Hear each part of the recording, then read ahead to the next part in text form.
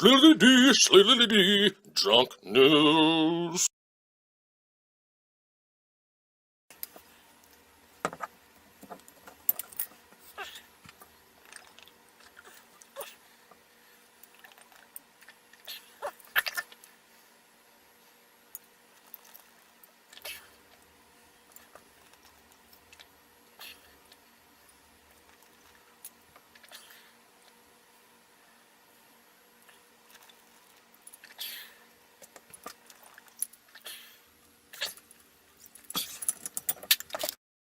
Hello, welcome to Drunk News. My name is Josh, and I just got out of the hospital following my accident where I tried to break a Guinness World Record and tried sucking 37 cocks at once. I was good at 36, but that 37th one, oh, it is a motherfucker. I think I gotta grease up the throat a little bit more next time I try to break that record. Oh, fuck, it was a pain in the dick. I forgot to introduce our guest. It's 360 Great Vodka. This is fucking fantastic tasting. It's only 35%, which I wish it was 40, but whatever. This tastes so fucking good, man. It's great flavor. It's apparently new. They gave it to me at the liquor store, you know, just to help ease my throat pain from, you know, all the goddamn cocksucking. I gotta thank Mike the Piping Down Syndrome Dan for filling in, even though they fucking sucked. But that's okay, you know, we'll make it up to you with today's episode. Today's gonna be good. Doctor told me to easy go on my throat with the liquor, but what the fuck does that penny loafing fucking college boy know anyways? Fuck that shit. You know, I don't get why these fucking college people always think they're so much fucking smarter than me anyways. I mean, they had to go to classes for 4 years, and then when they graduate, they owe, what, $60,000, $80,000 in student loans? While I spent those 4 years just partying, drinking, doing drugs, banging whores, going to jail, and having fun, you know what I mean? Who's really the stupid one here? Not me. No. Hey, you know what? At least I can fucking say I enjoyed myself. You know, that's all I'm saying. I wouldn't take anything back either, except, well, maybe I'd take back, you know, all the money I spent on drugs and liquor, because holy fuck, I couldn't even begin to comprehend how big that number has to be. It's got to be close to $1 million. I've been on a few, you know, year-long fucking benders. You know, shit, I go hard as fuck too. I've literally fucking slammed 20 bags of heroin into my arm at once, and oh my fuck, I was never so high. Jeez, I honestly have to tell you, if you've never tried heroin before, you really have to try it at least once in your life, because it's really, really fucking awesome. Imagine the best orgasm of your life, okay? And instead of it being focused on your, you know, your balls or your vagina, and figure that, you know, focused on your whole fucking body. That's what it feels like. Oh, it's fucking great. What makes it even better if you mix it with a little bit of coke and you inject it right into the vein that goes down either the middle or the side of your cock, depending on which way your cock is shaped. That's what just fucking dreams are made of right there, boys. Glad to be back. In today's news, the UK has voted to leave the European Union this week in a historic blow to the bloc. For us Americans, imagine if fucking, if Texas became its own country, you know what I mean? Same thing. For you, Canadians, it's just like fucking Montreal and Quebec. It's, you know how that's just not part of Canada at all. Man, this is pretty big. It's like fucking, the day this happened, the U.S. stock markets dropped like 600 fucking points. To be fair, I really don't know what that even means, so I shouldn't be talking about it, but whatever. It is the greatest disaster to befall the bloc in its 59-year history. The road ahead is unclear. No state has ever left the European Union before, and the rules for their exit are contained in Article 50 of the Treaty of blah, blah, blah, blah, blah, blah, blah. David Cameron resigned as Prime Minister shortly after 8 a.m., announcing that he thinks Britain should have a new Prime Minister in place by the start of the Conservative Congress in October. He will leave the task of figuring out all the bullshit to his successor. Fuck, that's what I would do, you know what I'm saying? Do you guys really know what this all means? Oh, fuck. The UK has to come up with their own printed money again. You're going to need a passport to go from fucking the UK to fucking France or something. They're going to have to negotiate tax rates, tariffs. Fuck, that's a lot of fucking work, you know what I'm saying? My whole thing is, if it's not broke, don't see it, but I can understand why these people don't want 4 or 5 fucking levels of government in their lives. You know what I'm saying? We have a lot of it as it is, like fucking local, state, county, and federal. I think that's all we have. The UK has more than that. What a waste of fucking money. Oh my fucking god. You're just paying all these government dicks, and all they're fucking doing the whole time is just, you know, all they work on is trying to run for re-election and try to keep their cushy jobs, you know, getting paid, you know, 60, 80 grand a year, get their great health insurance and stuff. While assholes like me, I just gotta drive a fucking school bus and, you know, drink my cheap booze. Fuck, I want some easy government money for fuck's sakes, and fuck that welfare shit. I don't get enough money off that. That's some bullshit. So, boys, This week, I did an interview with the man himself, Bernard Robichaud, aka Cyrus. Fuck off from the Trailer Park Boys. I want you to check this interview out. All right, I'll make it real easy on you. Any news on coming back to Trailer Park Boys? You know anything going on, or just not at the moment? Don't think I'll ever go back. They would have to. They would have to. They would have to see the bigger picture about developing their secondary characters or certainly my character. I got you. More so than they have for the years. I mean, 15 years, and thought the character when we went back for season 8 and 9, there was talk about developing the character so that he had a girlfriend or even a mini-me, which would have been pretty fucking funny. That would have been great. Been hilarious. And they decided not to go down that road. And after season 9 and ended up in the jail again, I was good. Loved portraying him. Man, I didn't get that role because I didn't know anything about it or the character. I got you. And I'm just not that kind of guy that just kind of rolls over like that. That brings me on to my next one. What do you got going on new now? I'm developing a new TV series with Barry Dunn, who was the original producer for Trailer Park Boys. Oh, really? And we're actually in the process of pre-production right now and developing characters and things like that. So I went much more than that, but there's stuff happening for sure there. Oh, that's awesome. That should be really good. It could be, yeah. I mean, it all depends on funding, obviously, but part of it, we like to think that with the story Bible and the reel that we're in the process of creating, we'll provide some funding for that. Yeah, that's cool.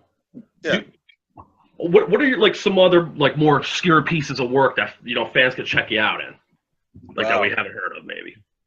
Can't they just go to IMDB page and generate and get my ratings up there? We'll throw that in there, man. I think a lot of people have always talked about Beefcake. Jonathan Torrens was in that movie with me, and Josh Peace. Yep. I think a lot of people talk about American Sunset with me and my friend Corey Haim. Yep. And Blue Seduction with me and Billy Zane and Estella Warren. So those would be maybe some that others might not be aware of. I think most people know that I did recurring role as Kirk in Stephen King's Haven series, so which was season 3 and 5, I believe. But yeah, that would be some. I mean, other than that, I mean, seriously, if they checked out the IMDb page, I'm sure there's lots of stuff there that aren't current on. The next one I was going to ask, what was it like working with Billy Zane? He seems like kind of a crazy guy. Billy was he was a very emotional guy and very giving. He was there he was there the entire time. I got nothing bad to say about working with Billy Zane, that's for sure, man. He was a consummate professional. That's awesome. Yeah. Do they let you have any favorite props or something they let you keep from the movies or the shows or anything? I don't know if they let you keep anything. No, you don't get to keep anything. When I was on tours, when I was doing my stand-up comedy routine, for about 5 years as Cyrus, I had bought a 9mm ACOL gun, which shot a 9mm blank, and I would fire that off, and that was kind of cool. I still have that, but as far as guns, no, they have gun wranglers and everything on sets to make sure people aren't being hurt. There's just too many issues there. The flash from say a 9mm blank even fires out about 4 or 5 feet. Okay. So the gases from that can blind you, or certainly cause health issues. So yeah. So always have to be aware of those things when you're choreographing scenes which include gunfire or anything like that. Yeah. They always use the guns filled, the barrels are filled, right? They never use like regular guns, right? No, it's not a regular gun. It's a real gun. They just have them bored out to fire only a blank, and or they're adapted for that sort of scenario. So yes, real gun. No, not real bullets or ammunition. Never. No need Brandon Lee type situation. That was horrible. Yeah, no. Well, I think that's probably why you have gun wranglers and everything else on set. Even with gun wranglers, there's you're never really sure that there's not going to be a misfire or some kind of issue with the guns. There's always that. Yeah, that's crazy. Let's see. What else do we got here for you? What is the best advice you've ever gotten as an actor?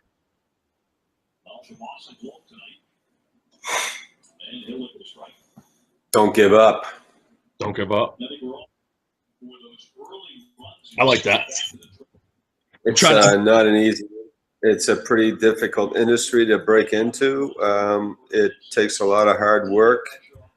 You audition in front of people you don't know. Sometimes 4 and 5 people in the room, producers, directors. It's very intimidating. I'm not sure that I would do it again. But you better have some pretty thick skin in order to be able to get through it. Mm-hmm. I think the rewards are there if you hang in there, but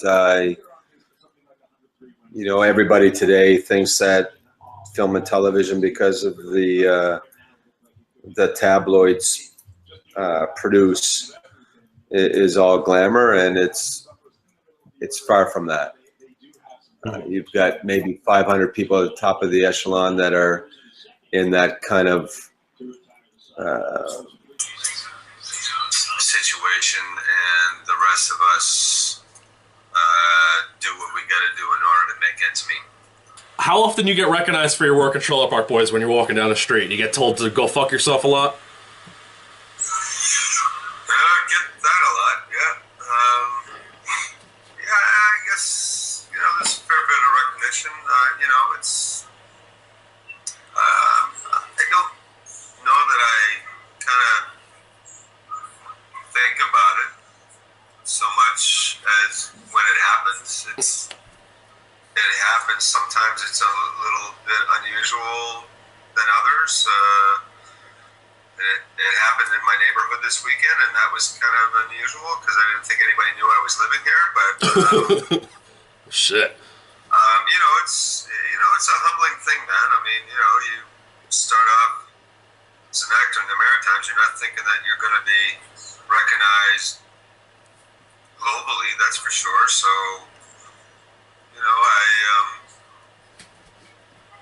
I'm very grateful for those times when it happens. That's awesome.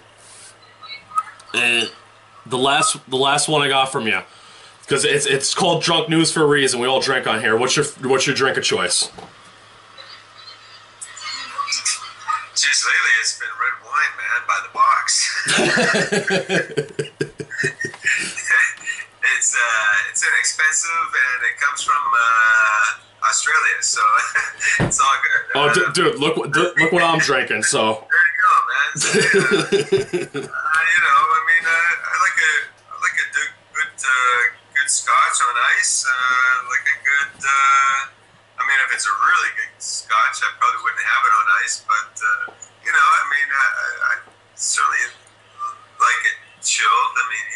good scotch, if it's a really good scotch, it tends to change its color on ice. So it's something to be not to be afraid of if it is a good scotch. And I don't know. That's about it, really. Summertime, cold beer, Heineken. Right on, man. Rona, that sort of thing. Yeah. Cool, man. Fuck off. I got work to do. Thank you very much, fucking Bernard. You are the fucking man. Go check out his IMDB page, link below, and give the man who provided so many years of entertainment to you. I know he provided years of entertainment to myself. Go kick that fucking thumbs up on the IMDB page for this man. He fucking rolls. Thank you again, Bernard. Beth's crazy ass fucking family's back again. Guys?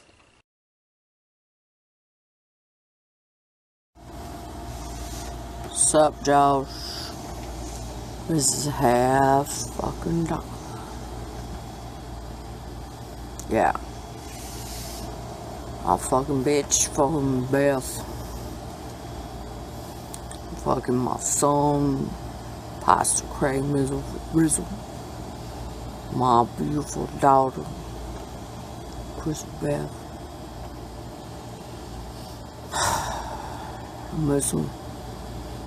Let me tell you something. I got some shit for them. You know what I'm saying? Got it. I got this shit. Let them know I want their number. I want their number, Josh. Okay. Back to you. What the fuck? Was that dude trying to proposition me for sex or something? Oh my god, Beth, you gotta get your husband under control, bud. Thank you. Down syndrome Dena. She's back with today's health report. Dena?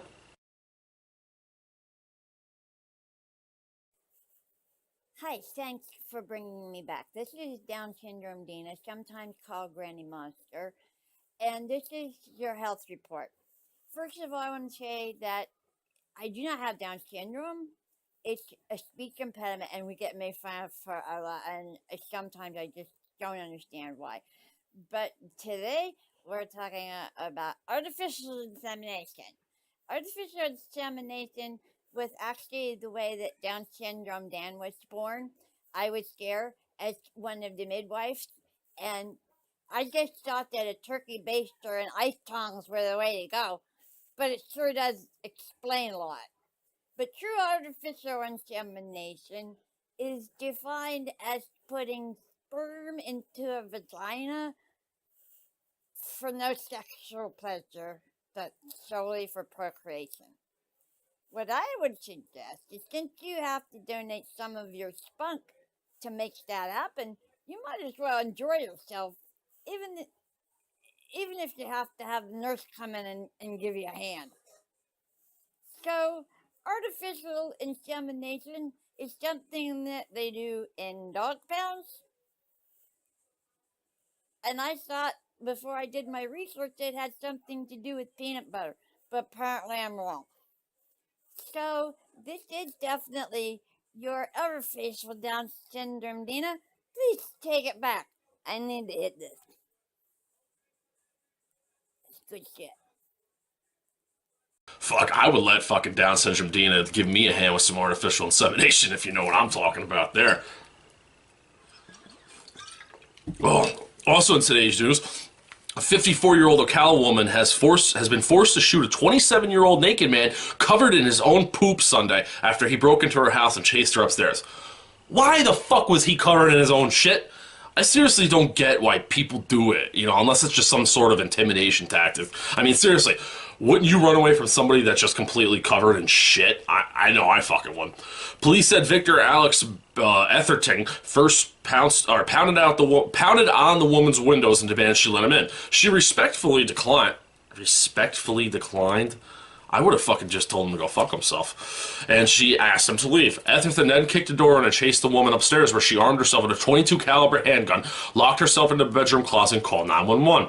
Etherton allegedly forced his way in the bedroom, removed his underwear, which were filled with shit for some reason. Again, don't ask me. Now, naked and covered in his own shit, he made his way for the closet, but when he opened the door, the woman fired a single shot that hit that shit-covered cocksucker right in the abdomen. When police arrived at the house, they found the naked asshole hiding behind a bedroom door, bleeding and covered in his own shit. Police determined he was drunk, that he was drunk and that he used to live at the residence. That's why you change your locks, folks. Always remember, change your locks. He was taken to ICU, he was in stable condition. I wonder what he wanted. Maybe, that was the closest place he knew of, and he had to just take a shit real bad. He was just freaking out. She wouldn't let him in to poop, and he just pooped his pants. That's a logical explanation. Boys, it's time for another episode of fucking Cooking with Beer Man. Beer Man? Hey, thanks, Josh. It's Beer Man here, back with another episode of Cooking with Beer Man. And tonight, boys, I spent all my money on liquor and fucking beer. So I'm eating cheap. Like real cheap. So today's ingredients are Mr. Noodle and bread. So I'll get back to you when it's all cooked up. Gonna eat for less than $1, boys. Hey boys, Beer Man back. So we got everything cooked. Got some spicy chicken noodles, 50 cents, and some couple pieces of bread, probably only 20-30 cents. So you can put the noodles right in the sandwich, or you can just eat it separate. But anyway, that's eating for less than $1. More money for beer. So back to you, Josh. Holy fuck, not fucking bad for under $1, bud. Beer Man, you fucking rule. We have somebody new here today. I don't know what's going on. El Showtime-o is here with today's fucking wrestling report. Showtime-o. Hello, drunk news network fans. I am your host of In the Ring. My name is El Showtime-o. And you're wondering why I'm filming this out of Shane's golf studios. Well, as a matter of fact, I am Shane's Mexican half-brother from a different mother. You see how it works is, both our daddies, or both mine and his daddy, well, he had sex with his mom, the white trash woman, and then he had sex with my mom. God bless her, Rosita. I love you, mother. So, this is my first edition of In the Ring. Here we go. On Sunday's news, in the WWE, Dean Ambrose won the Money in the Bank ladder match, which means winning that ladder match guarantees you a world title shot anytime you want. So, guess what happened? During the match between Roman Reigns and Seth Rollins for the WWE World Title, Seth Rollins ended up beating Roman Reigns for the World Title, which then Dean Ambrose turned it around, pulled the old shockaroo, let his entrance music hit, so Seth Rollins was standing there waiting just for Dean Ambrose to come from the crowd out of nowhere, and he used the briefcase to hit Seth Rollins with, and then turned around and won the match. Now Dean Ambrose is your new WWE World Heavyweight Champion. Congratulations, brother. You are awesome. And it's pretty crazy that all in that night, every former Shield member held the title for just a few minutes. Now, on other news, there's a famous local wrestler around the Vancouver area named Chelsea Green. She's very pretty. She was a former Tough Enough contestant of the WWE. Well, now Impact Wrestling has now officially signed Chelsea Green to a contract, which I am very happy for. She is one hot mamacita. And also there's some bad history because Shane has actually met her before, and he tried to ask her out for a date, but she just repeatedly laughed hysterically at the Shane. Just pretty much made him look like a piece of trash in front of a lot of wrestling fans at an ASW wrestling event. So I'm pretty happy of her, and hopefully she does well and maybe even win the Knockouts title. Now, this is also right now I want to take this opportunity to ask the Bullet Club, the New Japan Bullet Club, if they need a Mexican-Japanese wrestler. I am a Japanese technician with Mexican high-flying luchador styles. Now, thank you very much. Now, Josh, back to you, senor. Jesus, fuck, how many goddamn beers you had? Fuck, man. I think when I was a kid, I asked my mom to buy me that same mask and wrestling belt when I was a fucking kid. How much did she pay for that for you, buddy? Thanks a lot, Showtime. My buddy fucking Dacone420. He's back with today's fucking burger report. Dacone? Hi, welcome to Natty's. Thanks, Josh. I'm Dacone420. Today we're going to be taking a huge rip and drinking some beer while I'm making a sandwich here at Natty's called the Alan Stoner. Alan Stone and I invented it backstage at Chinook Fest that Cody Beebe invented, who I worked for. It's a little festival we put on every year, twice a year. Second weekend in July and the second weekend in September. Good times. We've had Alan Stone, ex-ambassadors. Who else? Robert John and the Wreck. Cody Beebe and the Crooks, Rust on the Rails. Jerry James Nichols, Sturgill Simpson. Man, we've had a lot of people. So if you want to check that out, go ahead. But today we're going to be making the Alan Stoner. It's a delicious treat. I'll see you in a minute. Today's ingredients include a quarter-pound patty with 4 slices of bacon, some white bread, American, and cheddar cheese. You gotta love cheese. So it includes 5 ounces of fries. Delicious, golden brown. First of all, we add our special butter.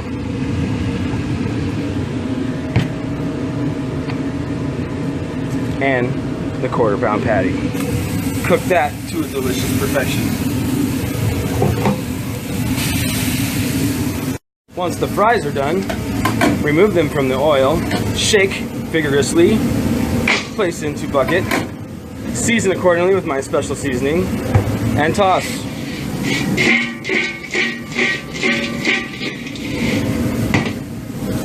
You see what's going on here?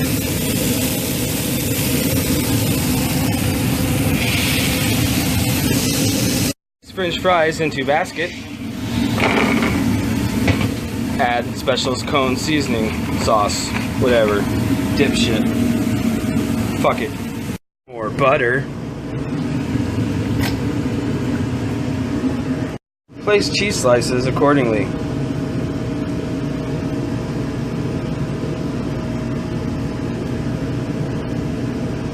Bacon like this.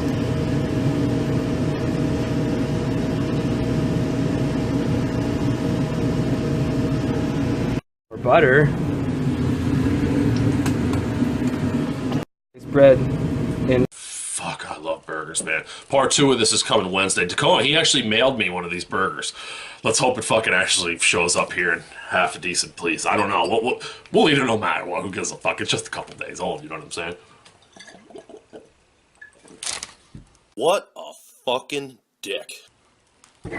Somebody do this right from now on. And today's biggest piece of shit fucking cocksucking motherfucking asshole, we have the Halifax, Nova Scotia fucking Canadian Police Department, who have some lost shitload of fucking drugs, guns, and cash from their evidence vaults. Yeah, lost. Bullshit. That stuff doesn't just fucking grow legs and walk away on its own usually. Fuck, I want to be a cop so I can break the law too. According to a recent internal audit, 90% of one vault's contents were missing. It was a vault filled with guns, cash, and drugs, and this was a follow-up audit, or follow-up prompted by an initial audit into an officer being investigated for theft, breach of trust, and obstruction of justice related to another drug investigation. Wow. That audit in 2015 found 24% of the drugs in one vault were missing, and 55% of the money in another vault was gone. Superintendent Jim Parent from the Halifax Regional Police called the findings alarming and said that their primary concern is to find out what happened to these missing exhibits. He said, "We have staff working on that full time to dive deeper into the issue and try to locate the missing items." Oh, that's great. You know, They're sold in somebody's belly or just gone. The best part, this dickhead fucking edited the news conference by saying, police officers make mistakes. It happens. I don't know about you, bud, but people, if they're policing me, I want them held to a little bit higher standard and not just the same asshole like I am doing fucking drugs and I'm a loser. I'm supposed to be a loser. Cops, they're supposed to be held to a higher standard. That's some fucking bullshit right there. Oh, for fuck's sakes. That fuckface OG Trill, he's back with today's whatever he does.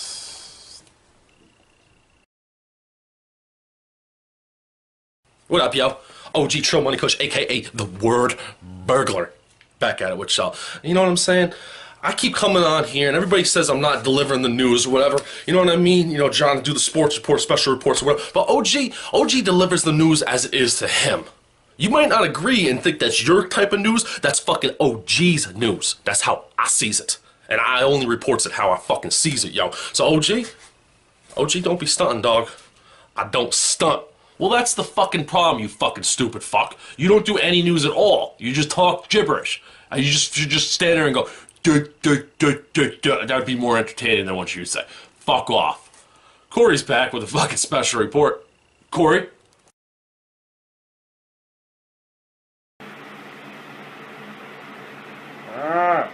What off? What? Huh? Oh, fucking dick. This Saturday?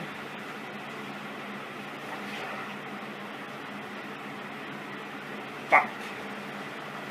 Josh is gonna be pissed. Oh, the camera's running. Am I live? Sorry, boys. Not too much to tell to you. I got really fucked up last night, and I'm gonna go. I guess I'm gonna finish this off, go to a liquor store, and go play my gig over in San Dimas today. Go Wild Stallions. Yeah, well, shit, fuck off, and back to you, Josh. Holy fuck, man, come on. Never leave the camera running when you're fucking drunk and about to fall asleep. Shit like that happens. I'm sure there's some fucking other footage on there or something. I don't know, you were probably doing something last night. You've probably fucking seeing a seesaw going up and down in your fucking blanket, buddy. Thanks, Corey. Oh, my buddy Reclusive Ranter, he's back with another special report himself.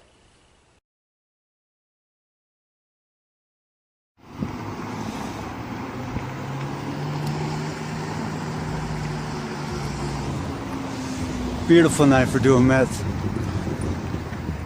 All you gotta do is find yourself a used car dealership. Ain't nobody gonna fuck with no used cars. That's where I fucking sleep half the nights. I got my own apartment, but fuck it.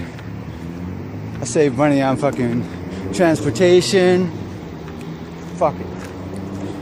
I can always find a soup kitchen. The key to not getting caught with meth is to fucking look half decent. I mean, fuck. If you look half decent, you ain't getting fucking busted. You gotta shower regularly, change your clothes. If you sleep in your clothes, you gotta have sleeping clothes, and you gotta have regular clothes. You can get by for a few days. You can always stop down at the fucking drop-in center or whatever and take a shower, but I wouldn't recommend it. I mean, we got the biggest freshwater lake right across the street. Just jump in that. Fuck it. Party on, Wayne. So to sum it up, 1, find a used car lot next to a bridge. 2, make sure it's next to a plasma center. 3, make sure it's next to a soup kitchen. 4, always have sleeping clothes and walking clothes. Look half decent, smell half decent, cops won't fuck with you. Back to you, Josh. He's right, you know. As long as you're clean, smell halfway good, cops won't mess with you. Thanks, buddy. Oh, oof, we're drinking slow this episode.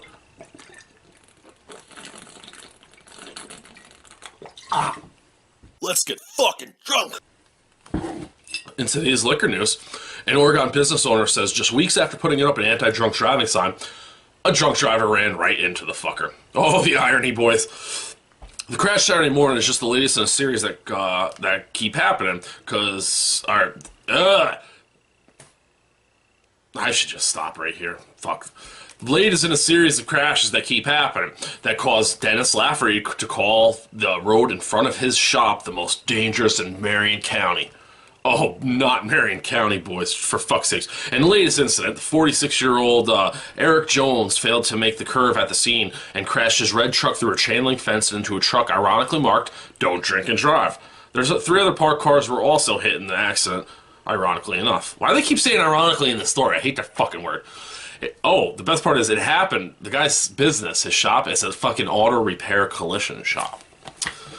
I'm thinking this guy goes and digs potholes at night, because if there's so many accidents happening, I know they're drunk drivers, but why do they always crash in front of an auto repair shop, like a collision? It's a little fucking strange to me, you know what I'm saying? Oh, we gotta finish the bottle, but I gotta thank our guests that were on tonight, especially fucking Bernard. Thank you very much for coming on and actually talking to me. I'm surprised you did, because I'm a fucking asshole. Everybody's links, you can find them out below. Everybody, they're down fucking below. Thanks to Intrigue Boredom for fucking pimping our shit out, trying to get us people to watch. What else? Don't forget, I got interviews coming up with the band Spades and Blades. We got an interview coming up with Lee from Trippin' with Lee and Trailer Park Boys.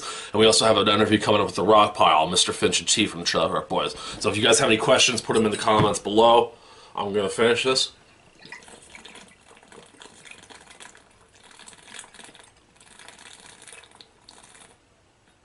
Holy fuck, that tastes so good. That permafrost vodka we had the other day, that was fucking really good too, but the taste of this motherfucker. I've never had great flavored vodka. I would really recommend this to anybody. They're not paying me. You know what? Actually, no, I'm not recommending it. Fuck it. Don't buy it. Fuck them, because they're not giving me free booze. As always, hike the sign of on. Fuck off.